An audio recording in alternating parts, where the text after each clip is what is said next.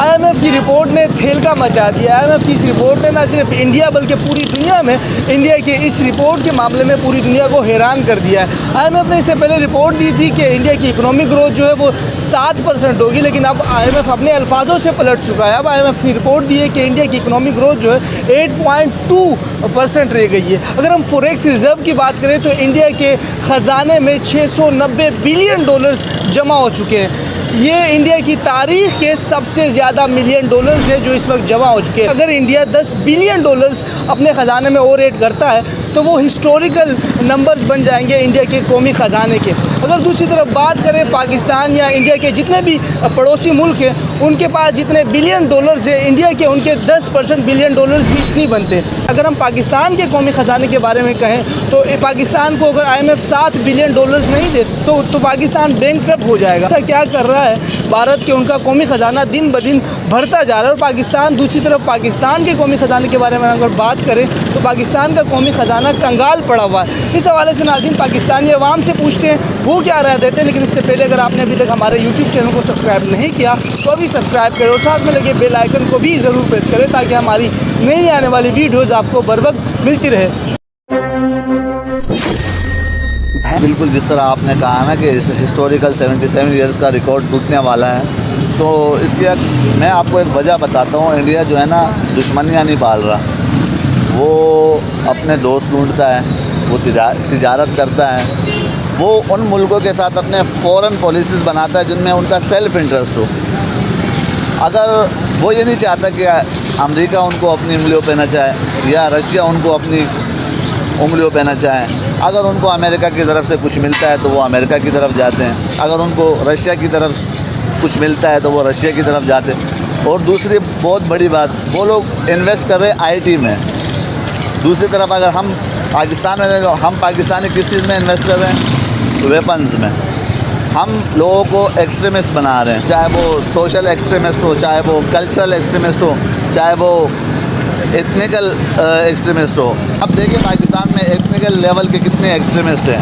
तो मैं आपको एक और फिगर यहाँ पे बताता चलूँ। सऊदी अरबिया पेट्रोल से इतना पैसा नहीं कमा रहा है जितना इंडिया IT से कमा रहा है। तरह से IMF ने ये रिपोर्ट दी है कि इंडिया की इकोनॉमिक ग्रोथ जो है वो 8.2% तक जा पहुंची है। अगर हम फॉरेक्स रिजर्व की बात करें तो इंडिया आज फॉरेक्स रिजर्व के नंबर पे चौथे नंबर पे इनके पास सबसे ज़्यादा फॉरेक्स रिजर्व है, जिसमें से पहले नंबर पे चाइना है, दूसरे नंबर पे जापान है, तीसरे नंबर पे स्विट्ज़रलैंड और चौथे नंबर पर अगर हम बात करें तो हमारा पड़ोसी मुल्क इंडिया है। पाकिस्तान ने 79वां नंबर होल्ड किया हुआ है। इस हवाले से आप क्या कहेंगे? यार पाकिस्तान में तो अभी जो रिपोर्ट आई है 8 करोड़ लोग तकरीबन मेंटल हेल्थ का शिकार हो चुके हैं, लोग डिप्रेशन में चले गए।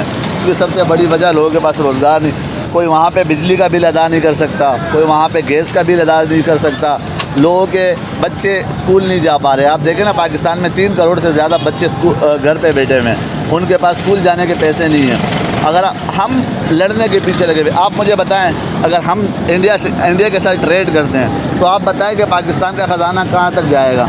जाहिर है जब इंडिया का ख़जाना बढ़ेगा तो पाकिस्तान का भी बढ़ेगा। अगर हम अफ़गानिस्तान से ट्रेड करते हैं तो उसमें भी हमारा फ़ायदा है। हम असलहों के पीछे लगे हुए, हम अपने दिफाई बजट के पीछे लगे हुए हैं। अब अगर ये जो 3 करोड़ बच्चा है, एक बच्चे को अगर आप एक छोटी सी स्किल भी सिखा दें तो ये मुल्क की जो इकोनॉमी है, मुल्क की जो ग्रोथ है, उसमें कितना बड़ा किरदार अदा कर सकती है। तो आपको क्या लगता है, आपने जिस तरह से कहा कि 3 करोड़ बच्चे जो है स्कूल नहीं जा पा रहे, तो इसकी सबसे बड़ी वजह आपको क्या लगती है? पाकिस्तानी गवर्नमेंट की ये ख़राबी है या पाकिस्तानी अवाम में ये ख़राबी है? देखें उसकी वजह ये है कि इंडिया जो फॉरेन पॉलिसीज़ बनाता है ना, वो अपने कंट्री के हक़ में बनाता है, और हम जो पॉलिसीज़ बनाते हैं वो आवाम के हक़ में नहीं होती, वो चंद मखसूस लोगों के हक़ में होती है, जिनके बाहर फ्लैट बने हुए हैं अपने लिए, तो वो अपने बच्चों को हम पढ़ा रहे होते हैं। हम दुश्मन के बच्चों को तो पढ़ाते हैं लेकिन हम अपने बच्चों को नहीं पढ़ा रहे हैं। तो ये वजह है कि इंडिया जो पॉलिसीज़ बनाता है वो आवाम के हक़ में बनाता है, और पाकिस्तान कोई भी पॉलिसी, चाहे वो फ़ॉरेन हो चाहे वो इंटीरियर हो, तो वो जो पाकिस्तान की जो पॉलिसी है वो कुछ मखसूस लोगों के हक़ में जाती है। ये 2 डिफरेंट चीज़ें हैं जो एक कंट्री को ऊपर और दूसरे को नीचे लेके आती है। तो आपको क्या लगता है इस मसले का हल कहाँ से निकलेगा? सबसे बड़ा सवाल ये है कि पाकिस्तान के बच्चे जो 3 करोड़ बच्चे आज स्कूल नहीं जा पा रहे, इसकी सबसे बड़ी वजह पाकिस्तान की आवाम में आपको क्या ख़राबी लगती है? हम बजाते खुद पाकिस्तानी क्यों नहीं करना चाहते वो चीज़ें जो बाहर मुल्कों में लोग करते हुए आ रहे हैं? इंडिया ने एक एम स्टार्ट किया कि उन्होंने अब पढ़ना है। अब वो 91 से अगर उनकी बात करें, उनका ये मिशन 91 से स्टार्ट हुआ है और आज वो IT सेक्टर में टॉप रैंक कर रहे हैं। तो ये पाकिस्तान में कब आएगा और कैसे आएगा? पाकिस्तान को किन लोगों से सीखना चाहिए, किन कंट्रीज़ से सीखना चाहिए? आप इस हवाले से क्या देखिए, मैंने आपको कहा कि इंडिया अपॉर्चुनिटीज़ भी तो क्रिएट कर रहा है। आपको मैंने कहा इंडिया IT में इन्वेस्ट कर रहा है। पाकिस्तान दिफाई बजट से बाहर निकलेगा तो पाकिस्तान दूसरी चीज़ों, ह्यूमन रिसोर्सेज हो गए, हॉस्पिटल हो गए, एजुकेशन हो गया, पाकिस्तान को कोई बजट, पाकिस्तान का दिफाई बजट से कुछ बचेगा तो पाकिस्तान इन चीज़ों में लगाएगा ना। हम तो उन चीज़ों में लगे हुए हैं कि दिफाई बजट में हम आवाम के लिए हमने क्या छोड़ा है। इंडिया ने कितनी अपॉर्चुनिटीज़, हम इंडिया से ट्रेड करेंगे, हम अफ़गानिस्तान से ट्रेड करेंगे, हम अमेरिका से ट्रेड करेंगे, हम दूसरे ममालिक से ट्रेड करेंगे, तभी हम आगे बढ़ेंगे ना। मोदी जब जाता है बाहर कितना वार्म वेलकम होता है उसका, उसको बिठाया जाता है। अभी जो इंडिया के foreign minister Jaishankar, doctor Jaishankar जो गए, उनका कितना वार्म वेलकम हुआ था वहाँ पे। तो ये चीज़ होती है, उन्होंने एक आवाम को, सिविलियन सुप्रीमेसी को इज़्ज़त दी है। वो लोग अपनी आवाम को इज़्ज़त देते हैं। जब तक पाकिस्तान में आवाम के लिए बजट पेश नहीं किया जाता, ह्यूमन रिसोर्सेज के लिए बजट पेश नहीं किया जाता, तो यह मुल्क कभी ठीक नहीं हो सकता। बहुत अच्छी बात की आप। इंडिया जिस तरह से 690 बिलियन डॉलर्स तक अपने फॉरेक्स रिजर्व बढ़ा चुका है, अगर हम दूसरी तरफ देखें चाइना के जो फॉरेक्स रिजर्व है वो 3 ट्रिलियन है। तो इस हवाले से आप क्या कहेंगे? इंडिया अगर एक, वो कहते हैं ना, सक्सेस की सीढ़ी पर जब आप चढ़ जाते हो तो आपको मंजिल तक पहुंचना दूर नहीं लगता। तो आपको क्या लगता है इंडिया कैसे क्रॉस कर सकता है और इंडिया कब तक क्रॉस कर सकता है? एक और सवाल इसी सवाल में ऐड करता हूँ, पाकिस्तान कैसे एक फॉरेक्स रिजर्व को बढ़ाएगा और कैसे बढ़ा सकता है? आप इस हवाले से क्या कहेंगे? देखिए, जिस तरह आपने बात की ना कि इंडिया तरक्की कर रहा है, मैं ये कहता हूँ ना कि आने वाले वक्तों में जिस तरह चाइना सुपर पावर बनने का ख्वाब देख रहा है, मुझे लगता है कि इंडिया इन फ्यूचर चाइना को टेक ओवर कर जाएगा। उसकी सबसे बड़ी वजह ये है कि इंडिया के लोग, वहाँ की जो गवर्नमेंट जो पॉलिसी बनाती है वो आवाम के हक़ में बनाती है। वो एजुकेशन पे पैसा लगाते हैं, वो IT में इन्वेस्ट कर रहे हैं, सही है।